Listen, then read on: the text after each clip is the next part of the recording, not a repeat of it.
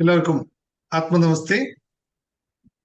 സന്തോഷത്തോടെയും സ്നേഹത്തോടെയും ശുഭാപ്തി വിശ്വാസത്തോടെയും ശുഭചിന്തകളോടും കൂടിയും എല്ലാവരെയും ഇന്നത്തെ സെഷനിലേക്ക് സ്വാഗതം ചെയ്യുന്നു. ഒരു പ്രധാനപ്പെട്ട കാര്യം പറഞ്ഞിട്ട് നമുക്ക് തുടങ്ങാം. ജീവിതത്തിൽ ചില മാറ്റങ്ങൾ ഉണ്ടാവുന്നത്, അല്ലെങ്കിൽ ജീവിതം അതിന്റെ ഓരോ തലങ്ങൾ മാറി മാറി പോകുന്നത് ചിലപ്പോൾ നമ്മൾ പോലും അറിയാതെ ആയിരിക്കും. നമ്മൾ ഇങ്ങനെ നിന്ന് കൊടുത്തു കഴിഞ്ഞാൽ അതിനനുസരിച്ച് ഓരോ തലങ്ങളിലേക്കും മാറി മാറി പോകുന്നത് നമുക്ക് അനുഭവിക്കാൻ സാധിക്കും. അതുമായി ബന്ധപ്പെട്ടൊരു കാര്യമാണ് പറയാൻ പോകുന്നത്. നമ്മളെ സംബന്ധിച്ച് ഒരു പ്രധാനപ്പെട്ട ദിവസമാണ്. എന്താണ് നാളത്തെ പ്രത്യേകത എന്ന് നിങ്ങൾക്ക് എല്ലാവർക്കും അറിയാമല്ലോ. നമ്മളെ സംബന്ധിച്ച് വളരെ പ്രധാനപ്പെട്ട ഒരു ദിവസമാണ്. കാരണം നമ്മൾ സാധാരണക്കാരിലല്ല, അല്ലേ? നമ്മൾ വ്യത്യസ്തരായ ആൾക്കാരാണ്. നമ്മൾ സാധാരണക്കാരിൽ നിന്ന് വ്യത്യസ്തരാണെന്ന് അറിയാമല്ലോ. സാധാരണക്കാർ ഇവിടെ വന്നിരിക്കില്ല. നമ്മൾ കുറച്ച് സ്പെഷ്യലായ ആൾക്കാർ മാത്രമേ ഈ സമയത്ത് ഇവിടെ ഇരിക്കൂ. സാധാരണക്കാരൻ എവിടെ ഉണ്ടാവും എന്ന് പറഞ്ഞാൽ, സാധാരണക്കാരൻ പോയിട്ട് ഇപ്പോ ലോകത്ത് നടക്കുന്ന സകല കാര്യങ്ങളെ അറിയാനായിട്ട് അവിടെ നടക്കുന്ന അവരെ സംബന്ധിച്ച് നല്ല കാര്യങ്ങളും ലോക കാര്യങ്ങളൊക്കെ ചിന്തയിലൂന്നി മഹാവിപ്ലവം നടത്തിക്കൊണ്ടിരിക്കുന്ന ആൾക്കാരാണ് സാധാരണക്കാർ. നമ്മൾ മഹാവിപ്ലവം പുറത്തല്ല നടത്തുന്നത്, മഹാവിപ്ലവം അകത്ത് നടത്തുന്ന അസാധാരണമായ ആൾക്കാരാണ്, അല്ലേ? ആ ഒരു പ്രത്യേകത നമുക്കുണ്ട്. ആ പ്രത്യേകതയുള്ളവർക്ക് മാത്രം പറഞ്ഞതാണ്. അവരാണ് യഥാർത്ഥത്തിൽ ആരാണ്? നിരാകാരൻ എന്ന് പറയുന്ന, ഒന്നും എവിടെയും അവന് വിഷയമില്ല, എല്ലാത്തിലും അവൻ ഒക്കെയാണ് എന്ന് പറയുന്ന ഒരു സംഭവത്തിലേക്ക് അടുക്കുന്നത് അപ്പോഴാണ്. ആ നിരാകാരന്റെ ഏറ്റവും പ്രധാനപ്പെട്ട, ഏറ്റവും അമൂല്യമായ, അല്ലെങ്കിൽ മറ്റൊരു ഭാഷയിൽ പറഞ്ഞാൽ പ്രപഞ്ചത്തിലെ സർവ ഊർജങ്ങളുടെയും സർവശക്തിയുടെയും മഹാദേവനായ ദേവാദിദേവന്റെ ദിവസമാണ് നാളെ. നമ്മളെല്ലാവരും ഒരു തരത്തിൽ അല്ലെങ്കിൽ മറ്റൊരു തരത്തിൽ ഈ ശക്തിയിൽ വിശ്വസിച്ച്, വാക്ക് അടിയോരിട്ട് പറയുന്നു, വിശ്വസിച്ച് മുന്നോട്ട് പോകുന്നവരാണ്. എങ്കിൽ തന്നെയും വിശ്വാസത്തിന്റെ അപ്പുറത്തേക്ക് ചില യാഥാർത്ഥ്യങ്ങളുമായി, അല്ലെങ്കിൽ നമ്മുടെ ജീവിതത്തിൽ നമ്മുടെ മനസ്സിൽ പതിപ്പിച്ചു വെച്ച ഒരു ശക്തിയാണ് ഇത് എന്നതുകൊണ്ട്, ഞാൻ കഴിഞ്ഞ പ്രാവശ്യം ഒരാൾ എന്നോട് ചോദിച്ചപ്പോൾ ദൈവത്തിൽ വിശ്വസിക്കുന്നുണ്ടോ എന്ന് ചോദിച്ചപ്പോൾ ഞാൻ ഇല്ല എന്ന് പറഞ്ഞു. നിങ്ങൾക്ക് എല്ലാവർക്കും പറയാൻ പറ്റുമോ? നിങ്ങളെല്ലാവരും ദൈവത്തിൽ വിശ്വസിക്കുന്നുണ്ടോ ഇല്ലയോ? കുരുത്തക്കേട് ചോദ്യം എപ്പോഴും ഉണ്ടാവില്ലേ സാറിന്റെ വായിന്ന്? എന്തെങ്കിലും ഒരു കുരുത്തക്കേട് ചോദ്യം ഉണ്ടാവും. ഇതില്ലാതെ മുന്നോട്ട് പോവുകയില്ല. ഓക്കെ, അത് ഇവിടുത്തെ വിഷയമല്ല. അതൊരു ദിവസം പറഞ്ഞു തരാം, മനസ്സിലാക്കി തരാം. ഞാൻ വിശ്വസിക്കുന്നില്ല.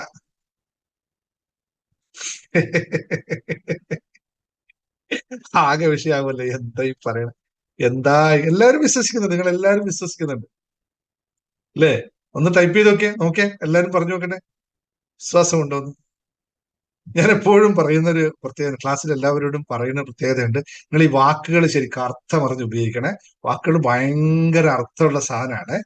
നിങ്ങൾ ഈ പറയുന്ന, നിങ്ങൾ ആരും വിശ്വസിക്കുന്നില്ല ദൈവത്തിൽ എന്ന് പറഞ്ഞാൽ, വിശ്വാസമല്ല നിങ്ങൾക്കുള്ളത് എന്ന് പറഞ്ഞാൽ,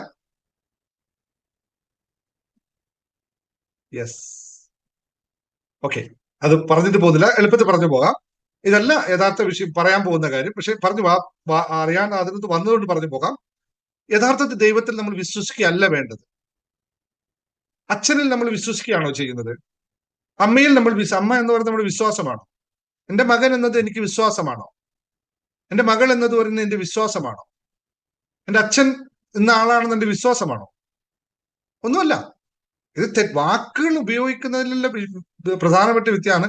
ദൈവത്തെ നമ്മൾ വിശ്വസിക്കുകയല്ല, ദൈവത്തെ അംഗീകരിക്കുകയാണ്. അത് അങ്ങനെ സംഭവം ഉണ്ട് എന്നുള്ള അംഗീകാരം മാത്രമേ ഉള്ളൂ. അവിടെ വിശ്വാസത്തിന് യാതൊരു വിശ്വാസം എന്ന് പറഞ്ഞാൽ എന്താന്ന് വെച്ചാൽ, ഏതോ ഒന്നിനെ നമുക്കറിയാത്തതിനെ നമ്മൾ അംഗീകരിക്കുന്നു എന്നതാണ് വിശ്വാസം. വിശ്വാസത്തിന്റെ അർത്ഥം അതാണ്. അല്ലാതെ അത് വളരെ കൃത്യമായി നമുക്കതൊരു സത്യമാണ്. ആ സത്യത്തിൽ പിന്നെ വിശ്വസിക്കേണ്ടില്ല. നമ്മൾ വിശ്വസിച്ചാലും വിശ്വസിച്ചില്ലെങ്കിലും ആ സത്യം അവിടെ ഉണ്ട്. ഇന്നയാളാണ് എന്റെ അച്ഛൻ എന്ന് ഞാൻ വിശ്വസിച്ചില്ലേ അച്ഛനുണ്ട്. അതിന് ആർക്കും മാറ്റാൻ പറ്റില്ല, ഒരു ശക്തിക്കും മാറ്റാൻ പറ്റില്ല സംഭവത്തെ. There is nobody can change it. അമ്മ എന്ന് പറയുന്നത് വിശ്വാസമല്ല, അത് സത്യമാണ്. സത്യം വേറെയാണ്, വിശ്വാസം വേറെയാണ്. നമ്മൾ പറഞ്ഞു പഠിച്ച ദൈവത്തിൽ വിശ്വസിക്കുക അല്ല. ദൈവത്തിൽ വിശ്വസിക്കേണ്ട നിങ്ങൾ ആരും വിശ്വസിച്ചില്ലെങ്കിൽ ഒരു വിഷയമല്ല. അതേ സ്ഥാനത്തെ പറ്റി ഞാൻ പറഞ്ഞ ലോ ഓഫ് അട്രാക്ഷനെ പറ്റി പറയുമ്പോൾ വിശ്വാസം വെക്കേണ്ട സാധനം അങ്ങനെ ഒരു സംഭവം ഉണ്ട്. അത് വിശ്വസിച്ചില്ല അവന്റെ ചോയ്സാണ്. പക്ഷെ ദൈവമുണ്ട് എന്ന് പറയുന്നതിന് നിങ്ങൾ വിശ്വസിച്ചാലും ദൈവം ഇവിടെ ഉണ്ട്. അതിന് ആർക്കും ഒന്നും മാറ്റാൻ പറ്റില്ല. അപ്പൊ വിശ്വസിക്കുന്നതിന് യാതൊരു തർക്കമില്ല. അങ്ങനെ തർക്ക വിഷയമേ അല്ല അതിനകത്ത്. ഞാൻ വിശ്വസിക്കുന്നു പറയേണ്ട കാര്യമേ ഇല്ല. ഇപ്പൊ ദിനേശ് മുഖത്തിൽ എനിക്ക് ആണ് ഞാനെന്ന് എനിക്ക് വിശ്വാസമുണ്ടോ? എന്റെ വിശ്വാസമാണോ അത്? പ്രേതമുണ്ടോ? ഉണ്ടോ? ആർക്കറിയാം പ്രേതമുണ്ടോ എന്ന്? ഒരാൾ ചോദിച്ചത് പ്രേതമുണ്ടോ? ഉണ്ട്. ആരാ പറഞ്ഞില്ലാന്ന്? ഞാൻ പറഞ്ഞ പ്രേതമുണ്ട്. എനിക്ക് വിശ്വാസമല്ല, എനിക്ക് പ്രേതമുണ്ട്. എനിക്ക് പ്രേതമുണ്ടോ ഇല്ല, വിശ്വാസമൊന്നും ഇല്ല. എനിക്കുണ്ട്. നിങ്ങൾക്കുണ്ടോ നിങ്ങളുടെ വിഷയമാണ്. ഞാൻ ദൈവത്തിൽ വിശ്വസിക്കുന്നില്ല, കാരണം ദൈവമുണ്ട്. പിന്നെ നിന്റെ വിശ്വസിക്കുന്നത് എന്റെ വിശ്വാസം എന്തിരിക്കണം? അപ്പൊ ഞാൻ ദിനേശ് മുങ്ങത്താണ്. എനിക്ക് വിശ്വസിക്കേണ്ട ഒരു ആവശ്യമില്ല അതിനെ പറ്റിയിട്ട്. എനിക്ക് കൺഫേമിറ്റിയാണ് അവിടെ. പിന്നെ എനിക്ക് വിശ്വനെ അപ്പോ ഇതേപോലെയാണ് പലപ്പോഴും നമുക്ക് പറ്റിപ്പോകുന്നത്. ഇതുപോലെ അബദ്ധങ്ങളാണ് പലപ്പോഴും വരുന്നത്. അപ്പൊ പറഞ്ഞു വന്നത്, നാളെ എന്ന് പറയുന്ന ദിവസം മഹാശിവരാത്രി ദിവസമാണ്. പ്രപഞ്ചത്തിലെ ഊർജ്ജതലത്തെ, അപ്പൊ പ്രപഞ്ചത്തിലെ ഊർജ്ജതലത്തെ പറയുമ്പോൾ മറ്റൊരാൾ പറയും ശിവരാത്രി ലോകത്ത് എല്ലായിടത്തും ഉണ്ടോ? അമാവാസ്യ ദിവസം ഈ ദിവസം കേരളത്തിൽ മാത്രം എങ്ങനെ, അല്ലെ ഈ പ്രദേശത്ത് മാത്രം വരുന്നു എന്നൊക്കെ ചോദിക്കുന്നവരുണ്ട്. ഒന്നുമില്ല, അവരോട് പറയാത്തേ ഉള്ളൂ, നിങ്ങൾ പ്രകൃതിയുടെ സിസ്റ്റം അറിയാത്തതുകൊണ്ട് മാത്രമേ അങ്ങനെ പറയുള്ളൂ. പ്രകൃതി എല്ലായിടത്തും എല്ലാ ഊർജ്ജവും ഒരുപോലെ ആയിരിക്കില്ല, മാറ്റം ഉണ്ടാവും. അത് അതിന്റെ എന്താ പറയാ, മറ്റൊരു രീതിയിൽ പറഞ്ഞാൽ അക്ഷാംശ രേഖാംശങ്ങളിലൊക്കെ അടങ്ങിയിരിക്കുന്ന ഒരു തത്വമാണ് എന്ന് മാത്രമേ അവരോട് പറയാനുള്ളൂ. പക്ഷെ നമ്മളെ സംബന്ധിച്ച് നാളെ വളരെ സിമ്പിൾ ആയിട്ട് പറഞ്ഞാൽ കേരളത്തിലും ഇന്ത്യയിലും മഹാശിവരാത്രി ആണെങ്കിൽ UAE അതല്ല, നാളെ അല്ല. പക്ഷെ നമ്മൾ ആ ഒരു ട്രഡീഷനെ ഫോളോ ചെയ്യുന്ന, ഇപ്പൊ USA-ലും UK-ലും ഒക്കെയാണ് സെയിം സമയത്തായിരിക്കില്ല, മറ്റൊരു സമയത്താണ്, ടൈം മാറും. പക്ഷെ നമ്മളെ സംബന്ധിച്ച് അതിനനുസരിച്ച് നമ്മളൊരു വിശ്വാസപ്രകാരം അവിടെയാണ് നമ്മുടെ വിശ്വാസം. അത് നമ്മൾക്ക് വിശ്വസിക്കുന്നു, ഇങ്ങനൊരു ദിവസം ഉണ്ടെന്ന് വിശ്വസിക്കും. നമുക്ക് കാണാൻ പറ്റില്ല, സത്യമാണെന്ന് പറയാൻ പറ്റില്ല, അത് മാറി മാറി വരും. പക്ഷെ മറ്റൊരു കാര്യത്തിൽ വിശ്വസിച്ചേ പറ്റും. അപ്പൊ നാളെ ഈ ദിവസത്തിൽ പ്രത്യേകത എന്താണ് ശിവോഹത്തിന്റെ പ്രത്യേകത, ശിവന്റെ പ്രത്യേകത എന്താണ് നമ്മളൊന്ന് അറിയണം. എന്താണ് ശിവനെ നമ്മൾ ആരാധിക്കുന്നു? എന്താണ് ശിവൻ എന്ന് പറഞ്ഞു കഴിഞ്ഞാൽ, എന്താണ് ശിവോഹം എന്ന് പറഞ്ഞു കഴിഞ്ഞാൽ, ഇത് മനസ്സിലാക്കിയാൽ നമുക്ക് വേറൊന്നും പുറത്തോട്ടൊന്നും പോകണ്ട. ഈ സാധനം പോയിട്ട് അവിടെ ഇരിക്കുന്ന പാമ്പ് തലയിൽ ചുറ്റി തലയിൽ നിന്ന് ഗംഗാജലം എന്താ പറയുക പ്രവഹിക്കുന്ന ഒരു ശക്തി എന്നതിനൊക്കെ അതൊക്കെ അതിനൊക്കെ അപ്പുറത്താണ് ശിവോഹം എന്ന് പറയുന്നത്. ശിവോഹം എന്ന് പറഞ്ഞാൽ മറ്റൊന്നുമല്ല, അവനവനിലെ, അല്ലെ, നിങ്ങൾക്ക് എല്ലാവർക്കും അറിയാം, അവനവനാണ് ശിവൻ, ശിവോഹം എന്ന് പറയുന്നത്. അപ്പോൾ നമ്മുടെ ദിവസമാണ് നാളെ. അപ്പൊ നമ്മുടെ ദിവസത്തെ നമുക്ക് എന്ത് ചെയ്യാൻ പറ്റും? നമ്മളെ തന്നെ ഉദ്ധരിക്കുക എന്ന് പറയുന്ന, നമ്മളെ തന്നെ പരിവർത്തനപ്പെടുത്തുക, നമ്മളെ തന്നെ അടുത്ത തലങ്ങളിലേക്ക് കൊണ്ടുപോകുക. ഇത് മാത്രമാണ് നമ്മുടെ ലക്ഷ്യം എന്ന് പറയുന്നത്. നമ്മളെ എങ്ങനെ നമ്മുടെ അടുത്ത തലങ്ങളിലേക്ക് കൊണ്ടുപോകാൻ പറ്റും എന്നാണ്. മനുഷ്യൻ എപ്പോഴും അടുത്ത ദിവസം ക്ലാസ് വരുന്നുണ്ട്, ഞാൻ ആരാണെന്നുള്ള ചോദ്യത്തിന്റെ ഒരു ഇത്. മനുഷ്യൻ എപ്പോഴും അവനവന്റെ സ്വയം ഉയർച്ചയ്ക്ക് വേണ്ടിയിട്ടാണ് ഓരോ കാര്യങ്ങളെയും ആലോചിച്ചു പോയിട്ടുള്ളത്. സ്വയമായിട്ടുള്ള അറിവിലൂടെ ആത്മജ്ഞാനത്തിലേക്കും ആത്മജാഗരണത്തിലേക്കും സംസ്കൃതിയിലേക്കും അല്ലെ സാക്ഷാത്കാരത്തിലേക്കും നമ്മൾ എപ്പോഴാണോ യാത്ര തുടങ്ങുന്നത്, അപ്പോൾ മാത്രമാണ് നമ്മൾ നമ്മളായി തീരുക എന്നുള്ളത്. അവിടെയാണ് ശിവോഹത്തിന്റെ പ്രത്യേകത. അതാണ് ശിവൻ എന്ന് പറയുന്നത്. ആ ദിവസത്തെ നമ്മൾ ആരാധനയോടെ വിശ്വാസപ്രകാരം നമുക്ക് വേണ്ടി നമ്മളെ മാറ്റപ്പെടുത്താനായിട്ട് നാളെ ഒരു ദിവസം മാറ്റിവെക്കുന്നു എന്ന് മാത്രമാണ് ഇതുമായിട്ട് ബന്ധപ്പെട്ട് പറയാം. അപ്പൊ നിങ്ങൾ എല്ലാവരും ആ ശക്തിയിൽ, ശിവനിൽ വിശ്വസിച്ചുകൊണ്ട്, പരബ്രഹ്മത്തിൽ വിശ്വസിച്ചുകൊണ്ട് നമ്മളെ ഉയർത്താനുള്ള ഒരു ദിവസം നമ്മൾ ഓരോ ദിവസവും നമ്മൾ അത് തന്നെ ചെയ്യുന്നത്. പക്ഷെ അതിന്റെ മറ്റൊരു രൂപത്തിലേക്ക്, കഴിഞ്ഞ പ്രാവശ്യം നമ്മൾ പറഞ്ഞില്ലേ, ഫുൾ മൂൺ മെഡിറ്റേഷൻ ചെയ്തപ്പോൾ എന്ത് സംഭവിച്ചു? ഒരുപാട് ആൾക്കാരുടെ ജീവിതത്തിൽ മാറ്റം ഉണ്ടായി. അതുപോലെ തന്നെ നാളെ നമ്മൾ ശിവരാത്രി ധ്യാനം ചെയ്യുകയാണ്. രാവിലെ മുതൽ വൈകുന്നേരം വരെ, രാത്രി അർദ്ധരാത്രി വരെയുള്ള ദിവസത്തിൽ നമ്മൾ കൃത്യമായ വ്രതാനുഷ്ഠാനത്തിലോടുകൂടി, വ്രതം എന്തിനാണ്?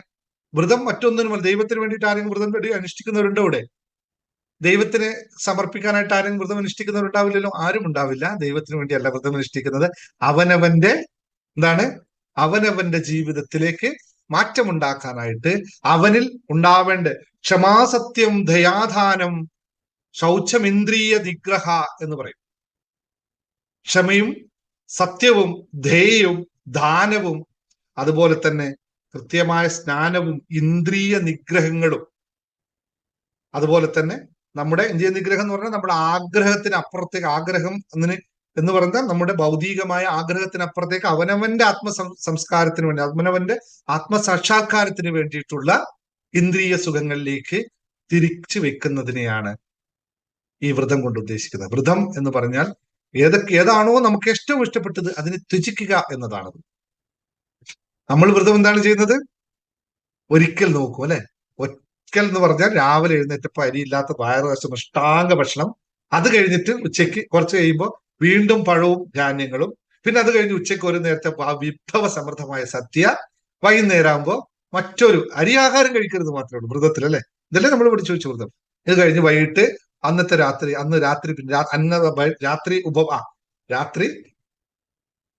രാത്രി ഭക്ഷണം ഇല്ലാന്ന് കരുതിട്ട് എന്തെങ്കിലുമൊക്കെ ഒരുപാട് വിഭവങ്ങളും, അരിയാഹാരം മാത്രമേ ഉപവാസ ദിവസം ഇല്ല എന്നുള്ളൂ. ഇത് ചെയ്യുന്നവരാണ് ഏറ്റവും അധികം ഞാൻ കണ്ടിട്ടുണ്ട്. ഉപവാസം എന്ന് പറഞ്ഞാൽ മറ്റൊന്നുമല്ല, ഏതാണോ നമുക്ക് ഏറ്റവും ഇഷ്ടപ്പെട്ടത് അതിനെ ത്യജിക്കുക എന്നുള്ളതാണ്. അപ്പോൾ അങ്ങനെ ത്യാഗത്തിലൂടെ എന്താണ് നേടുന്നത്? നമ്മളെ തന്നെ പാകപ്പെടുത്തുക. ഞാൻ പലപ്പോഴും പറയാറുണ്ട്, എനിക്കെപ്പോഴും ചായ കുടിക്കണം അതിയായ ആഗ്രഹം വന്ന് ഞാൻ ആ സാധനം അപ്പം സ്കിപ്പ് ചെയ്യും. പലപ്പോഴും ചെയ്യാറുള്ളതാണ്. ആവശ്യം വന്നാൽ അങ്ങനെ ഒരു സാധനത്തെ അഡിക്ഷൻ ആവരുത് എന്നാണ്. ആ അഡിക്ഷനിൽ നിന്ന് പുറത്തു കിടക്കുക എന്നതാണ് വ്രതാനുഷ്ഠാനത്തിന് പ്രത്യേകത. അങ്ങനെ ഏതെങ്കിലും ഒക്കെ ഉണ്ടെങ്കിൽ അതിനെ ത്യജിക്കുക, എന്നിട്ട് മനസ്സിനെ പാകപ്പെടുത്താൻ തയ്യാറാവുക. അതാണ് വ്രതം. അങ്ങനെ ഒരു ഉപവാസത്തോടു കൂടി നാളെ വൈകിട്ട് ഒരു ഫുൾ മൂൺ രാത്രി നമ്മൾ ഒരു മെഡിറ്റേഷൻ സ്റ്റാർട്ട് ചെയ്യുകയാണ്. ഇതുപോലെ നല്ല ഭംഗിയായിരുന്ന് നമ്മുടെ ജീവിതത്തിൽ നേടേണ്ട സകല കാര്യങ്ങളെയും കൃത്യമായി അർപ്പിച്ചുകൊണ്ട് നമ്മൾ രാത്രി 10 മണി തൊട്ട് ഒരു 12-12:30 മണി വരെ, അർദ്ധരാത്രി വരെയുള്ള സമയത്തേക്ക് നമ്മളൊരു മെഡിറ്റേഷൻ നാളെ സ്റ്റാർട്ട് ചെയ്യുക. നാളെ ഒരു ദിവസത്തെ മെഡിറ്റേഷൻ ആണ്. അപ്പൊ നിങ്ങൾക്ക് ആർക്കൊക്കെ ചേരാൻ താല്പര്യമുണ്ട് അവരൊക്കെ അഡ്മിൻ പറഞ്ഞോളൂ. നമുക്ക് രാത്രി വ്യത്യസ്തമായിരിക്കും. ഈ പറഞ്ഞ എന്താണ് ഈ സംഭവത്തെ പറ്റി വിശദമായി പറഞ്ഞുകൊണ്ട് ഒരു പൂർണ്ണമായ എന്താ പറയുക, ഓം നമഃ ശിവായ എന്ന് പറഞ്ഞുള്ള പഞ്ചാക്ഷരി മന്ത്രത്തോടു കൂടിയുള്ള ഒരു മെഡിറ്റേഷൻ നമ്മൾ രാത്രി ചെയ്യുന്നതായിരിക്കും മാത്രം ഓർമ്മിപ്പിക്കുന്നു ക്ലാസ്സിന് മുമ്പായിട്ട്. അപ്പോൾ വേണ്ടവരൊക്കെ ഇപ്പൊ തന്നെ പേ ചെയ്ത് ഒരു ചെറിയൊരു ഫീസ് മാത്രമേ വാങ്ങിക്കുന്നുള്ളൂ. വളരെ ചെറിയ ഫീസ് മാത്രമേ വാങ്ങിക്കുന്നു. 300 ഒരു ദൈവിക നമ്പർ തന്നെ അതിന് ചെയ്തിരിക്കുന്നു. 333 രൂപ പേ ചെയ്യുക. നിങ്ങൾ എല്ലാവർക്കും അറിയാം, നമുക്ക് എപ്പോഴും അങ്ങനെയാണല്ലോ. അഡ്മിൻ വിളിച്ച് പറഞ്ഞു കഴിഞ്ഞാൽ നിങ്ങൾക്ക് എല്ലാവർക്കും ലിങ്ക് കിട്ടും.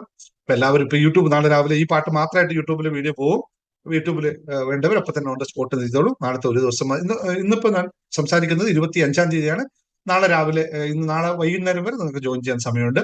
എല്ലാവരും ജോയിൻ ചെയ്യുക. അവസാന നിമിഷത്തിൽ 10 മണിയാകുമ്പോൾ ജോയിൻ ചെയ്യരുത്. ഞങ്ങൾ 9 മണിക്ക് ശേഷം അഡ്മിഷൻ ഒന്നും എടുക്കില്ല. ഞാൻ അഡ്മിനോട് സ്ട്രിക്റ്റ് ആയിട്ട് ഫോൺ ഓഫ് ചെയ്യാൻ പറയും. 9 മണിക്ക് ശേഷം അഡ്മിൻ സ്ട്രിക്റ്റ് ആയിട്ട് എല്ലാവരും ഫോൺ ഓഫ് ആയിരിക്കും. കാരണം 10 മണിക്ക് തുടങ്ങുമ്പോൾ 10:10 വിളിച്ചിട്ട് വരും എനിക്ക് ലിങ്ക് കിട്ടിയില്ല എന്നൊക്കെ പറയുന്ന ആൾക്കാരുണ്ട്. സോറി, ഒന്നും എന്റർടൈൻ ചെയ്യാൻ പറ്റില്ല. കാരണം അവർക്ക് മെഡിറ്റേറ്റ് ചെയ്യണം, എനിക്ക് മെഡിറ്റേറ്റ് ചെയ്യണം. അതുകൊണ്ട് ഇപ്രാവശ്യം 9 മണിക്ക് ഇന്ത്യൻ സമയം 9 മണിക്ക് ശേഷം അഡ്മിന്മാരുടെയും എന്റെയും ഫോൺ എല്ലാം ഓഫ് ആയിരിക്കും.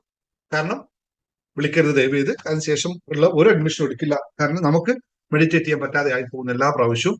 അതുകൊണ്ട് അതും കൂടി ആലോചിക്കണം. അതിന് മുമ്പേ തീരുമാനം എടുത്തിട്ട് പതുക്കെ വന്നാൽ. കാരണം അത് അപ്പോൾ തീരുമാനം എടുത്ത് നിങ്ങൾ വരരുത് എന്നാണ് ഞാൻ പറയുന്നത്. കാരണം നിങ്ങൾക്ക് വ്രതം അനുഷ്ഠിക്കാൻ പറ്റില്ല. വ്രതം അനുഷ്ഠിക്കാതെ ആരും വെറുതെ കയറി വരുന്നത്. വ്രതാനുഷ്ഠാനം എന്താന്നൊക്കെ ഗ്രൂപ്പിൽ ചേർന്നവർക്ക് ഞാൻ പറഞ്ഞുതരാം. വളരെ ലളിതമായ വ്രതാനുഷ്ഠാനായിരിക്കും ഉണ്ടാവുന്നത്. അത് ഞാൻ ഗ്രൂപ്പിൽ ചേർന്നവർക്ക് പറയാം. ഇപ്പൊ തന്നെ അയക്കുന്നവർക്ക് ഇപ്പൊ തന്നെ ആരും മിസ്സായിട്ടുണ്ട് ഇപ്പൊ തന്നെ പേ ചെയ്തോളൂ, ആഡ് ചെയ്തോളൂ. എല്ലാവർക്കും എന്റെ ഗൂഗിൾ പേ നമ്പർക്ക് അറിയാലോ അല്ലെ. നമ്മുടെ ഗൂഗിൾ പേ നമ്പർ അറിയാലോ. Okay, thank you very much. അപ്പൊ ഈ പാട്ട് ഇതായിട്ടാണ് പറയാനുള്ളത്. ഓക്കെ, ബാക്കി നമ്പർ ഗൂഗിൾ പേ നമ്പറും അതുപോലെ തന്നെ അഡ്മിൻ നമ്പറും ഈ വീഡിയോയുടെ താഴെ കൊടുത്തേക്കാം. നിങ്ങൾ വേണ്ടവർ ജോയിൻ ചെയ്തോളൂ, പുതിയതായി വീഡിയോ കാണുന്നവരൊക്കെ. Okay, thank U.